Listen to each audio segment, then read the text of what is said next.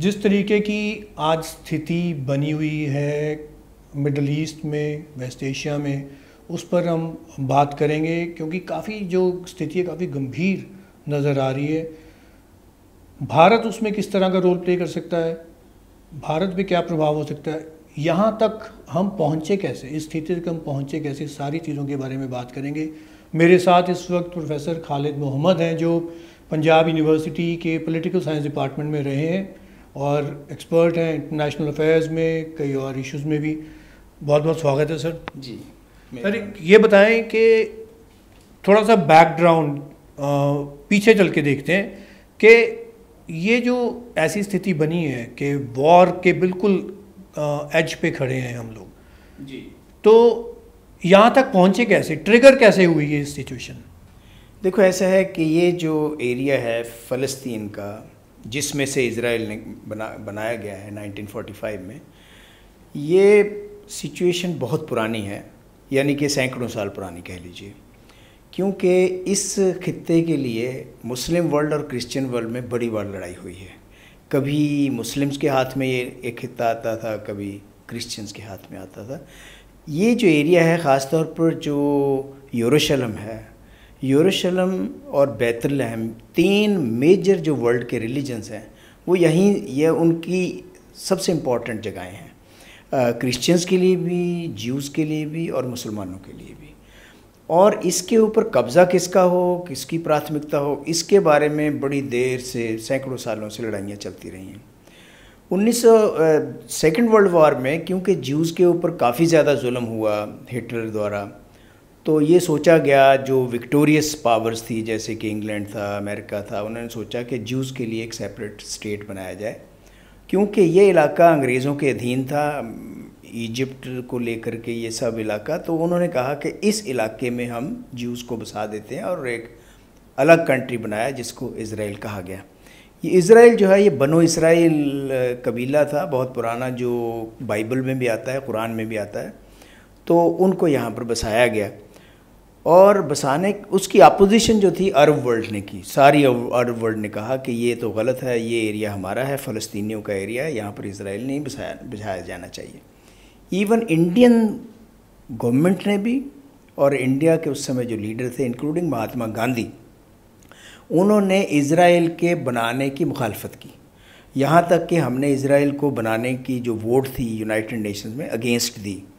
और Jewish lobby जो थी अमेरिका ने, उन्होंने हमारे जो वहाँ पर विजय लक्ष्मी पंडित उस समय हमारी रिप्रेजेंटेटिव थी इंडिया की यूनाइटेड नेशन में, संयुक्त राष्ट्र में, उनको धमकाया भी गया, उनको ब्राइब करने भी कोशिश की गई कि आप हमारे हक़ में वोट डालो। लेकिन हमारा एक क्लियर था कि कोई भी कंट्री धर्म के नाम पे नहीं बनना चाहिए। इसके बारे में महात्मा गांधी ने लेख भी लिखे और लेकिन इज़राइल बना हमारी अपोजिशन के बावजूद। उसी समय से लेकर के आज तक वहाँ पर लड़ाई झगड़ा चल रहा है। अरब वर्ल्ड ने, अरब के जितने भी वेस्ट एशिया के अरब कंट्रीज़ हैं, उन्होंने इज़राइल की एग्जिस्टेंस को कभी भी स्वीकारता नहीं दी है, कभी नहीं स्वीकारा है। और जो वेस्टर्न कंट्रीज़ हैं, चाहे वो फ्रांस है, चाहे इंग्लैंड है, चाहे अमेरिका है या दूसरे कंट्रीज़ हैं, वो इज़राइल की सपोर्ट करते हैं और इज़राइल की जो अस्तित्व है उसको वो बरकरार रखने के हक़ में हैं।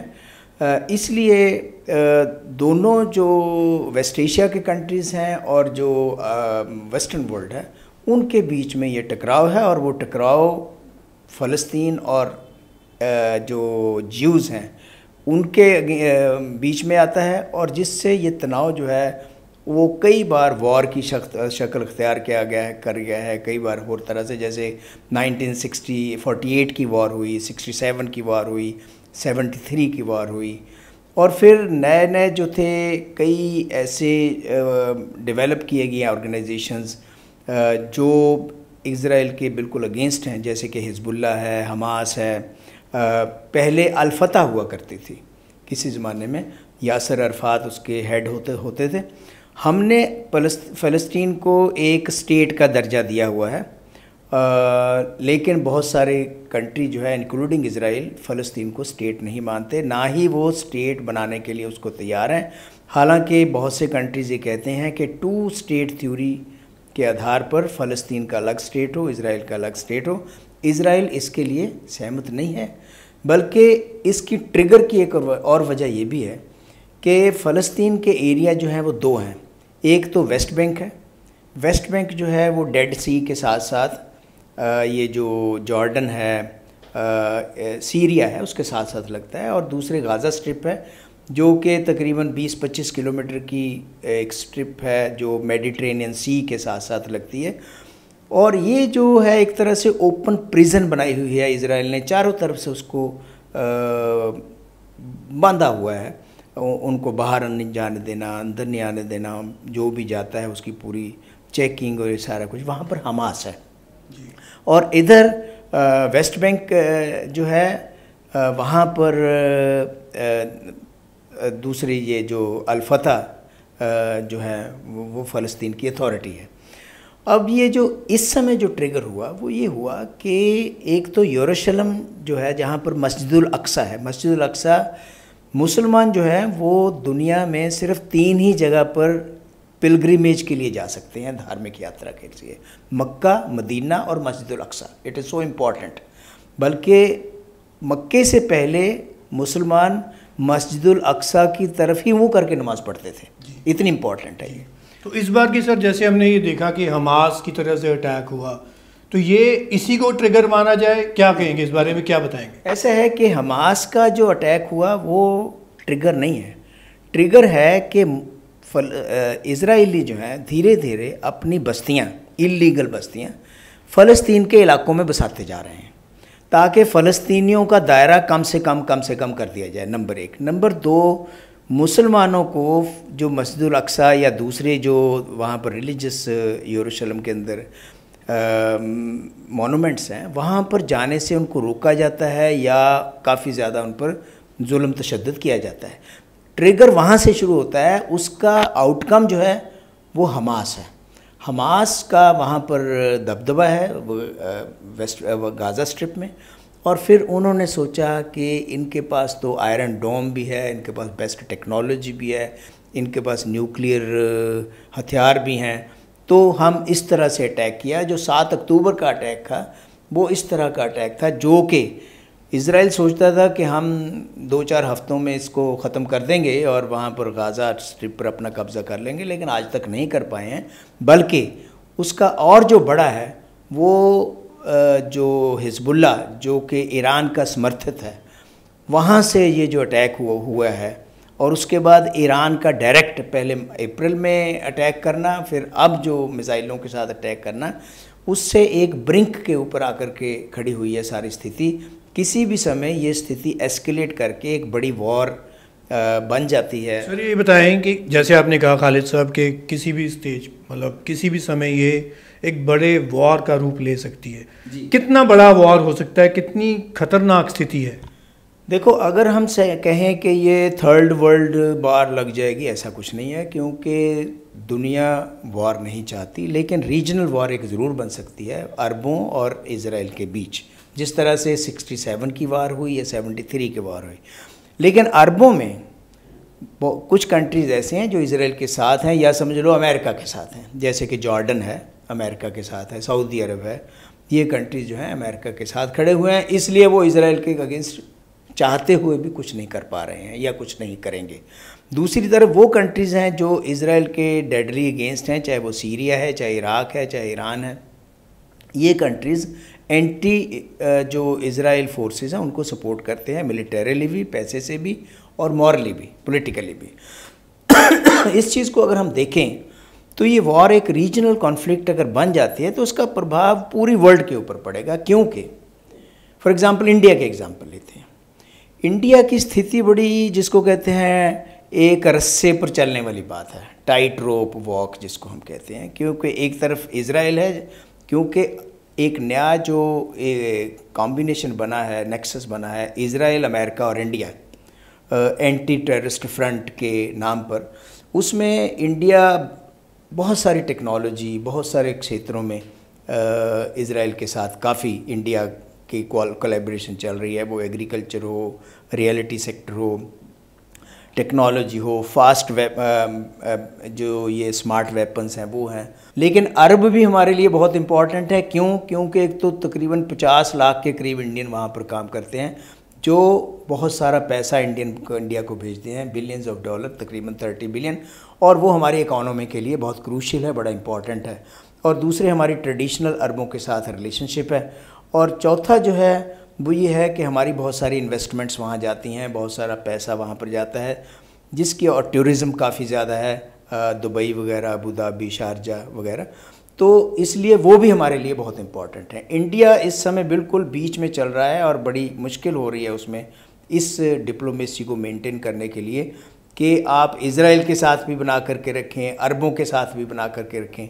कहीं पर थोड़ा सा भी हम फाल्टर करते हैं तो एक उसमें से साइड जो है हमारे से नाराज़ हो सकती है। अभी इंडिया का जो है इसमें क्या रुख नज़र आ रहा है और क्या आपको लगता है कि होना चाहिए? देखो, इंडिया बेशक हम ये कहते हैं कि अरबों और इज़राइल के बीच में एक बैलेंस बना करके रख रहा है, लेकिन ये जो इस समय बीजेपी की गवर्नमेंट है, बीजेपी या आरएसएस ने, एक मैं आपको बता दूं, हमेशा से ही जब से इज़राइल बना है इज़राइल को सपोर्ट किया है।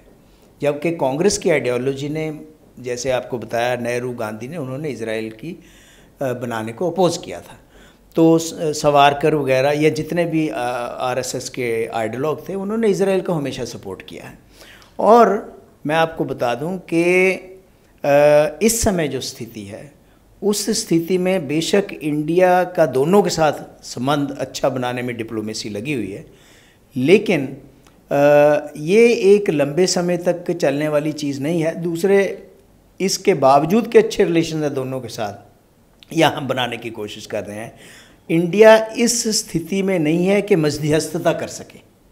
मध्यस्थता फिर भी अगर कोई कर सकता है तो वो अमेरिका कर सकता है या वेस्टर्न कंट्रीज़ कर सकते हैं, क्योंकि उनका इन्फ्लुएंस अरबों के ऊपर ज़्यादा है। इंडिया का दोस्ती है लेकिन इन्फ्लुएंस इंडिया का नहीं है कि वो। सर, ये बताएं कि रशिया किसी तरीके का इसमें रोल प्ले कर सकता है या कर रहा है? जी, ऐसा है कि रशिया जो है उसकी एक अच्छी खासी पकड़ या प्रेजेंस है सीरिया के अंदर, और रशिया इस इलाके में एक बैलेंस के रूप में, यानी अमेरिकन फोर्सेस के बैलेंस के रूप में रशिया अपनी फोर्सेस यहाँ पर रखता रहा है बड़ी देर से, सोवियत यूनियन के टाइम से। लेकिन इस समय जो स्थिति है वो ये है कि रशिया खुद इतना उलझा हुआ है यूक्रेन वॉर के अंदर, और वहाँ पर उसकी जो वहाँ पर रशिया भी ये सोचता था कि यूक्रेन वॉर जो है कुछ हफ्तों की होगी, ख़त्म हो जाएगा, यूक्रेन को कब्ज़ा कर लेंगे या यूक्रेन के जो इलाके हम लेना चाहते हैं ले लेंगे, लेकिन ऐसा नहीं हुआ।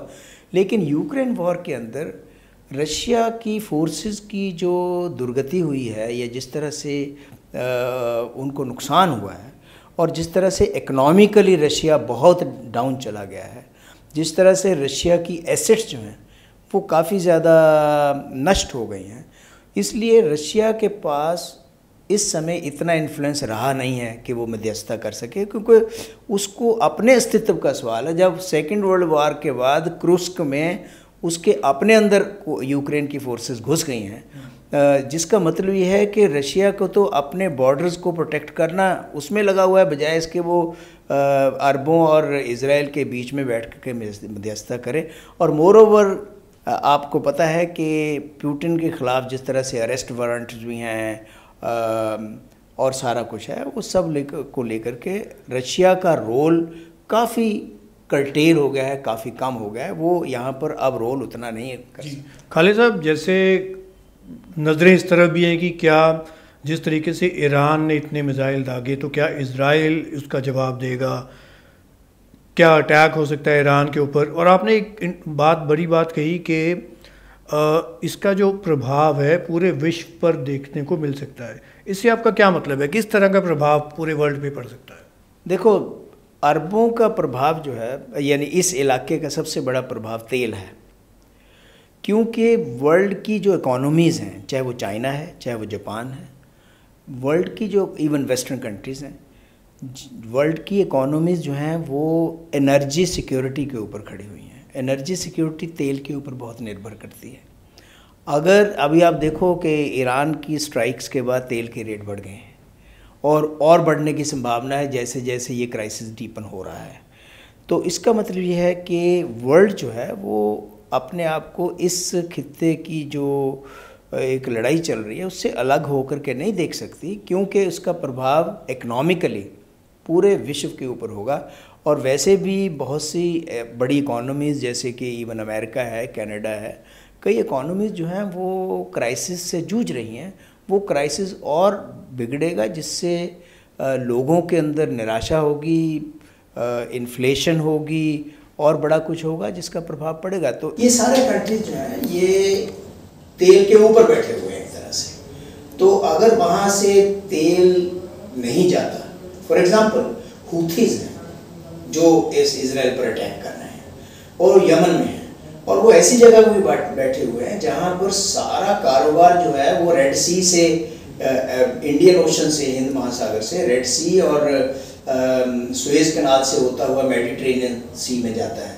अब वहाँ पर उनके डर की वजह से कि वो अटैक करेंगे, खासतौर पर जो उनके विरोध में जैसे कि इजराइल का कोई शिप जा रहा है, तो अब बहुत सारी कंपनियां ऐसी हैं जिन्होंने अपने शिप जो है वो साउथ अफ्रीका की तरफ से ले जाना शुरू कर दिया है, जिससे 10-15 दिन का उनका सफ़र भी बढ़ गया। और उससे क्या है, इंश्योरेंस कॉस्ट भी बढ़ गई है। इंश्योरेंस कंपनियों ने कॉस्ट बढ़ानी शुरू कर दी शिप्स की कि भी हम उनको कैसे प्रोटेक्ट करेंगे। इसके अलावा तेल भी ज़्यादा लगेगा, दिन भी ज़्यादा लगेंगे, वहाँ से जाना खतरे से खाली नहीं है। तो ऐसे प्रभाव होंगे। और फिर तेल जो है, तेल ये जो है अपने गल्फ से, पर्शियन गल्फ से होकर के जब बाहर निकलता है और समुद्र में जाता है, वहाँ पर अगर उनको खतरा है तो जिन जिन कंट्रीज़ के शिप वहाँ जा रहे हैं और वो सारे जो है खतरे में पड़ जाएंगे। मैं और आपको बताऊँ, सोमालिया में जो पायरेसी है, जो सी पायरेट्स हैं, समुद्र के लुटेरे हैं, वो पहले ही बहुत से शिप्स के ऊपर कब्जा कर करके उनसे फिरौती ले चुके हैं। तो ऐसी चीज़ें जो हैं, अगर यहाँ पर और ज़्यादा वार या टेंशन ये सारी एस्केलेट होती है तो उसका प्रभाव पूरे विश्व के ऊपर पड़ेगा। ख़ास तौर पर जो बड़ी इकोनॉमीज़ हैं, इमर्जिंग इकोनॉमीज़ हैं, उनके ऊपर इसका प्रभाव बहुत पड़ने वाला है। और इसका मिलिटरीली भी पड़ेगा, क्योंकि अगर मिलिट्री बिल्डअप होता है और लड़ाई होती है तो पता नहीं कहाँ कहाँ, क्योंकि हर एक कोई अपने दूसरे के स्ट्रेटजिक एसेट्स के ऊपर अटैक करेगा। उसमें तेल के कुएँ भी जलेंगे, उसमें न्यूक्लियर जो इंस्टॉलेशंस हैं या वो भी सारी होगी, वो बड़ा ख़तरनाक हो जाएगा। युद्ध कहना बड़ा आसान है, लेकिन युद्ध की इम्प्लीकेशन जो है वो दूररस होती हैं और सालों तक रहती हैं, जिसको दुनिया आज अफोर्ड नहीं कर सकती। बिल्कुल, बहुत बहुत धन्यवाद प्रोफेसर खालिद, पंजाब यूनिवर्सिटी से जो पॉलिटिकल साइंस के प्रोफेसर रहे हैं। इनका कहना है कि तीसरा वर्ल्ड वॉर तो होने की संभावना नहीं है, लेकिन इस लड़ाई की जो प्रभाव है वो सारे विश्व पर ज़रूर देखा जा सकता है।